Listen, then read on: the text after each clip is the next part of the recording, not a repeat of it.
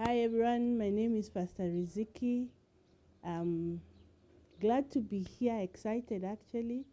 I'm a pastor, I'm a wife, a mother, a daughter, a sister, an auntie, a grandmother to my niece's kids.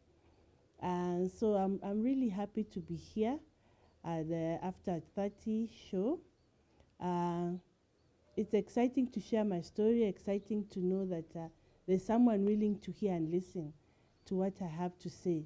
So I look forward to having a good time with you and to just get insight in my life, and maybe later on I'll get insight as people comment in what my life has been about. I'm 40 plus. I'm almost 50 actually. I'm 48 years old. So yeah, I'm long after 30. Yeah. I got married at 39. Yeah. In fact, I'll be celebrating my 9th anniversary in just a few weeks on the 10th. In fact, the day after Kura. Watu sasa sijui itakuwa aje. As the elections are going on, we found out who our new president is, I'll be celebrating my 9th anniversary. We'll be celebrating our 9th anniversary.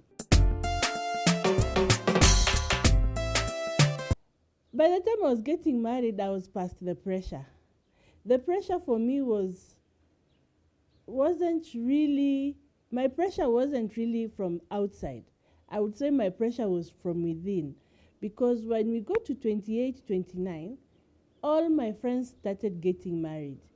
They all, one by one, and by the time we were 30, all my closest friends, male and female, except for one, they were all married.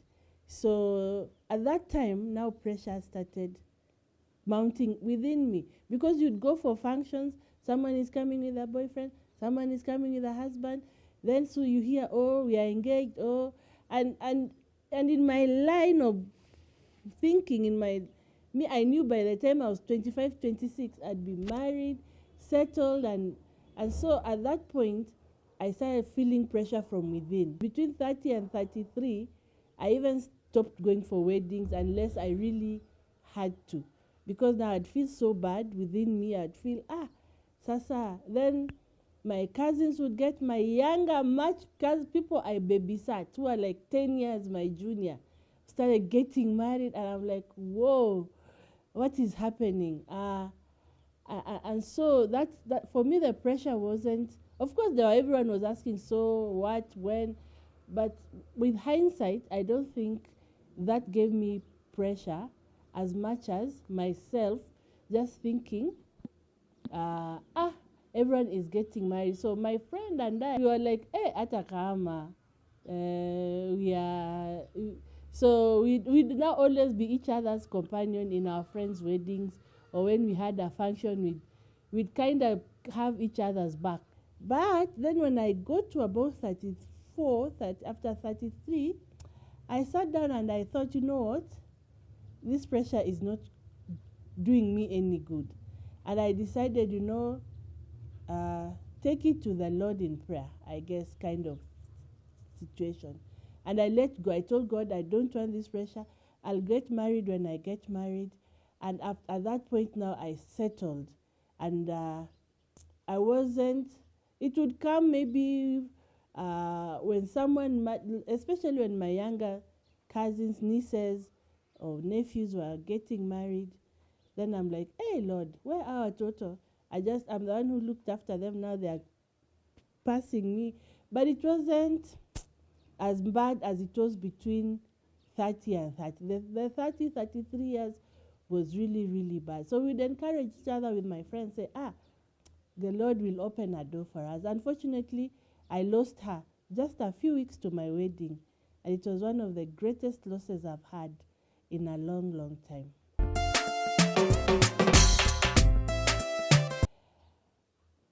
Actually, no. I don't think I ever dated no.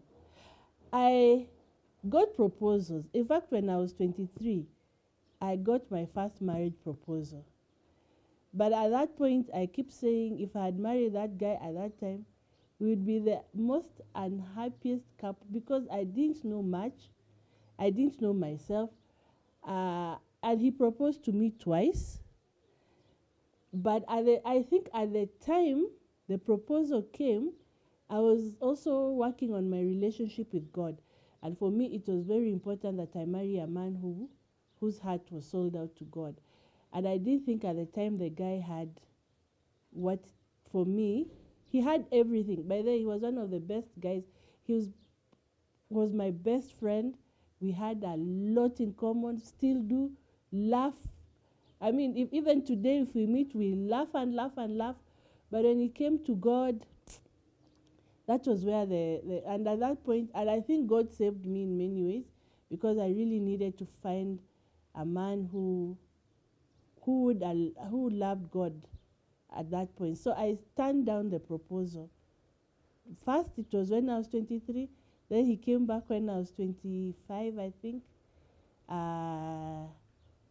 And yeah. So it's not that I didn't have anyone to propose, but at the point that was the only guy who ever proposed to me before my husband did. Of course, there were all these other guys who just thought you looked good and they want to take you to bed. But apart from that, I never really had a serious relationship. I had crushes. People had crush on. Hey, I like this guy. I'd go to my pastor and tell, hey, Zabo, there's this guy I like. Then after 2 days, the crush. Then I had guys I crushed on, but I never really did have a guy. Even my hubby, by the way, we didn't date. Yeah, we were good friends for 3 years.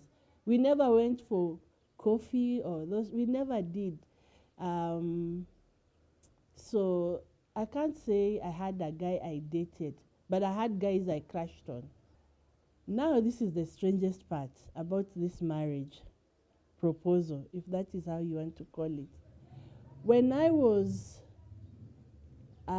met my husband, he's younger than me. And so for me, it was a no-go zone. I mean, he was, I was like, hey, this guy is younger than me. I can't even deal with it. When I met him, I was interested in a guy who was his friend. So that is how we met, actually. But I ended up spending so much time with my now current husband. This other guy was out of the country, and I always say God used him to bring me my husband. Because if it was not for him, I would never have known my husband. So we spent so much time with my husband, and he kept telling me he's interested, and me, I'm like, no. I tell him, Baze, let's just be friends, because first of all, me and you, what will we talk about? He's, I think, 2 years younger than me. I say I think because his ID says something different. But I discovered afterwards that he's 2 years younger than me. But at the time, his ID said he was 5 years younger than me. So at that point, I'm like, hata tutongea nini? Even about school, we went to school at different times. And then he's a guy of Shago, born and bred home. Me, I was born and bred in a town setting. But that wasn't the problem, the town setting. It was just our age differences. I felt we wouldn't have anything in common to talk about. When I talk about my school days, him is talking about different set books. Me, he thinks I'm ancient of days. So we were very good friends at the beginning. I mean, throughout our friendship, we were very good friends, did things together. But it is me who didn't see the relationship, leave alone marriage, thing working. Previously, I had taken him to see my pastor, just on a different note, something. And after they left, my pastor told me, this guy likes you. And this guy is a good guy. And me, I'm like, but pastor, he's younger than me. Pastor is like, where have they written in the Bible that you must marry a guy the same age, older? These are just things that So after that, he told me he's a nice guy. He'll make you a good husband.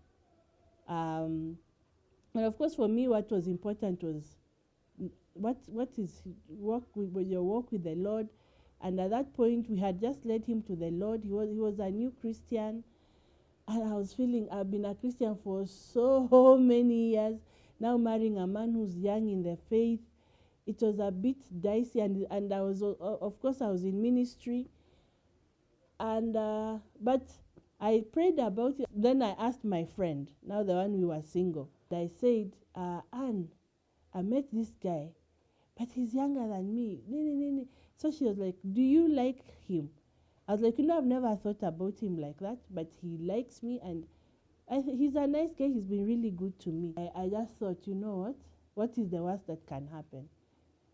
Do I want to, now the problem is, do you want to get married? Yeah. Would you get married to this guy? And so that is how it went. So I was like, okay. That was July 2012. There was no proposal at the on your knee, sijui nini. When I made up my mind, I said, okay, let me give this thing a try. So I asked him, so what's your story? So he said, I want to marry you. So I went home and told my mom I'm getting married. And told my sisters. So everyone's like, to who? Because they've never seen you with any guy. My mom had never met him, never heard of him. My parents never heard of him. So that is how the proposal was. The ring came much later, just before we got married. But I still tell him he owes me a date, at least one date. And nipeleke tu coffee. So that is how it was about the proposal. Yeah, he knew from the onset, he knew I was older than him. But he kept telling me he has no problem with that age. It is me who had the problem.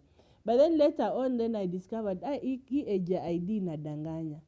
Then I discovered he was 2 years my junior. So it calmed my spirit a bit. I'm like, now I don't have to say my husband is 5 years my junior. I can just say he's 2 years my junior, which is a bit, not that it would have mattered even if he was 5. At the time I was saying yes to him.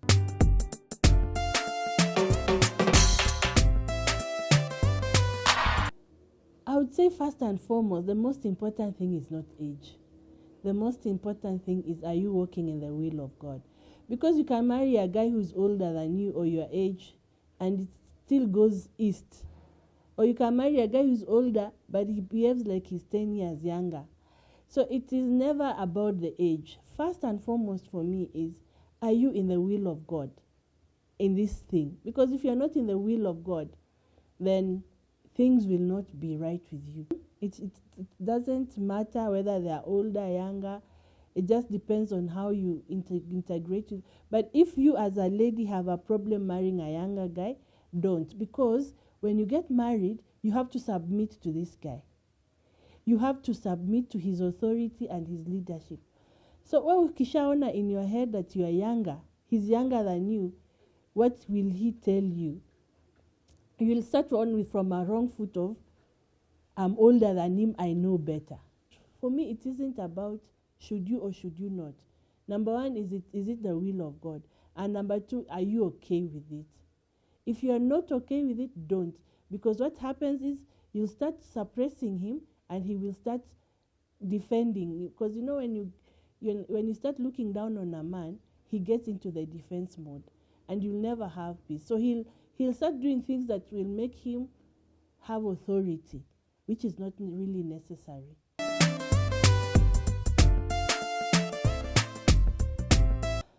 I think for me what helped me is being a Christian. I had made a vow to stay abstinent. So I had to find my balance. And that is why I'm saying now that pressure, the 3 years, 30, 4 years, 30, 31, 32 and 33 were really difficult. In fact, I thank God he protected me from nobody coming to ask for my hand in marriage at that point. And that is why I say it is good to be a Christian, because Even when you don't have the strength, God shields you some of these things. By being in the Lord, I used to cry and tell God, help me, I can't, help me. I'm so lonely. The loneliness was real. That time you are in church, you are serving God, you are doing everything that people are supposed to be doing at that age. And then people tell you, don't worry, serve God with all your heart. As you're serving God, someone will, you're like, I'm serving God. Say to the maker, I am serving God. I'm in ministry. When I go home, I meet an empty bed. I feel like, and those are all emotional things that you feel like. But I mean, I tell them, I want to be real. These feelings are real. How do you deal with the loneliness? How do you deal with your past getting kids? How do you deal with your sexuality at that point in your life? So I think for me, after I struggled and I battled, but my growing in Christ in the 20s helped me sail through this portion, this period where things were so uncertain, because it is the faith that I had built then that helped me. I don't know if I had not been serious with God in my 20s, I don't know what would have happened during this time, because the pressure is real and everything around you is real. And my grandmother would be like, you want me to die before I see my Mochokoro's grandson. And so the pressure, and I'm the firstborn. I'm the firstborn of my father, who is the firstborn. So in the home, you are the firstborn. And I remember even some of my relatives would tell me, okay, if you don't get a man, get a baby. You're getting old. And I saw there's all this pressure. But when I hit 34, I said, you know what? Jesus Christ is still Lord. And I'm okay the way I am. That pressure I battled through it, and God just dealt with it.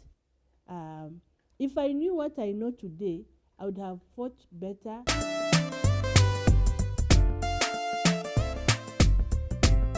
You have you ever been in a relationship you didn't know you're in a relationship in, until it ends, something happens, then you realize, yeah, I like this guy in this way.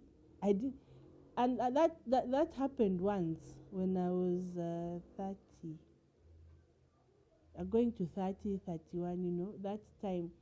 And you are buddies with this guy, and you don't realize what is happening until it ends. And then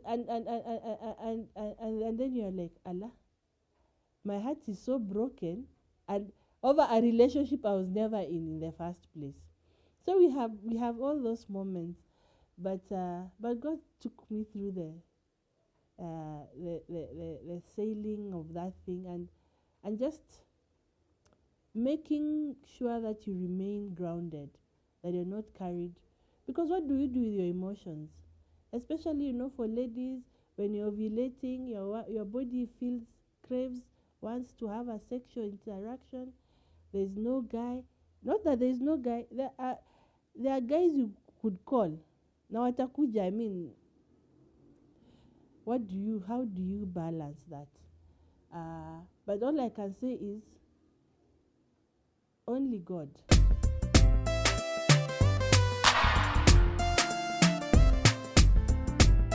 There is, of course, there's that group. When I was at Nairobi Baptist Church, we used to call that group the Grapes. And we used to say, they used to be called the Grapes, not sour grapes, but we say grapes, they make wine, and wine, the older it gets, the better, the finer it becomes. I was recently at Deliverance Church Mwiki. They have such a group. I can't remember what they are called. I've forgotten the name. So I think many churches call that group the young adults. I think that is what many churches call that group. But to answer your question, having the group and meeting the needs of the group are two different things. You can have the group, but you need to get a moderator or somebody who understands the struggles of that group. so that even if among that group somebody falls, for example, a girl gets pregnant or a guy impregnates a girl, you're able to hold them and say, we understand it is wrong what you did, but what we call burden bearers, they bear your burden and hold you at your weakest point. Because I see what happens a lot of times when somebody, particularly in that age group, falls. And by falling, I mean, usually it's because pregnancy happens, then you know someone has fallen. Sometimes people are just sleeping around, you don't know because they are not getting pregnant. But sometimes you find a lot of condemnation for the girls or boys who get in trouble, so to speak, and they get pregnant. And there's a lot of condemnation. So such groups are supposed to be like accountability groups. You tell each other, by the way, we know what this is all about. We know. It is.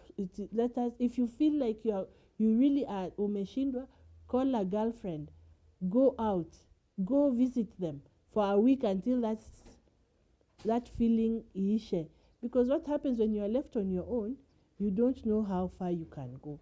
So getting the group to be accountable, an accountability partner, is important. You need to have a program where they are not put under pressure. How do you get out of the pressure of marriage and a baby? How do you get out of pressure of the sexual pressure that is around you, within you? I can give you an example. There was a time I liked a guy. I don't know if he likes me or not.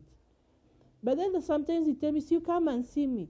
In your head, if he's telling you come and see me, and you think if he asks you of anything, you will do it.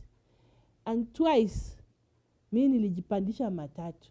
Now in that matatu, I'm telling God, God, this is a mess. Help me. I'm making a mistake. I on my own, I can't do this. Help me. And you've sat in that matatu. Hata ushuki, umekaa tu na you know where you're going, you might get in trouble. And twice, the 2 times that happened, I went, and for whatever reason, the guy was not there. And later on, he said, I got cold. But now I knew that was God who had protected me from myself. But because I had a consistency in my walk with him, and I told him, Lord, I do not want to sin against you and against me in this regard of sexual purity. As a church, for me, what I would do, I would encourage them to do is not to trivialize what the people are going through, not to trivialize the loneliness, not to trivialize the pressure of having a baby, the pressure of having sex, the pressure of having a partner. Because what I saw from my own experience is that people would just be like, see, you serve God, see. In the night when you are alone, those things don't make sense.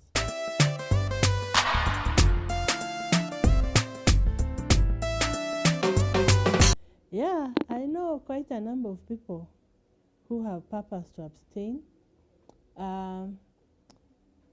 The myth that is there is that you can't have self-control when it comes to sex. But that is a lie. If you choose not to, you can actually abstain. It's just like saying, I choose not to eat meat, or I choose not to eat a certain food that you like.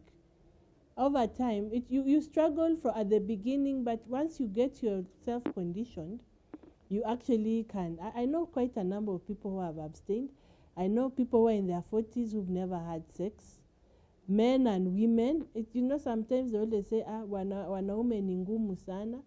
But I know guys who have decided they'll not engage into sex until they get married. And sex is a very spiritual thing, like I said.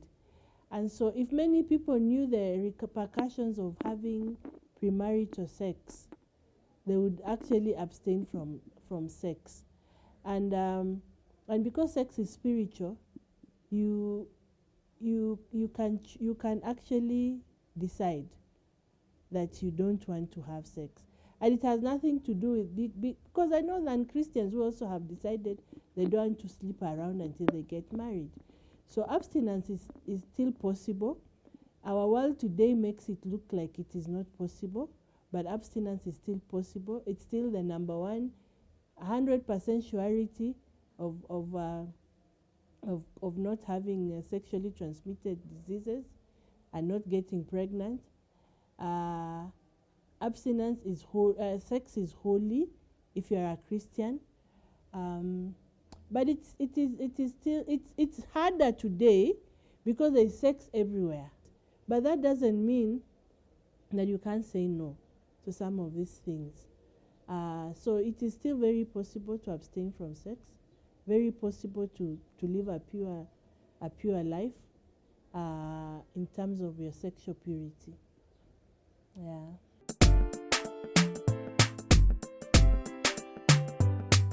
Yes, it means that.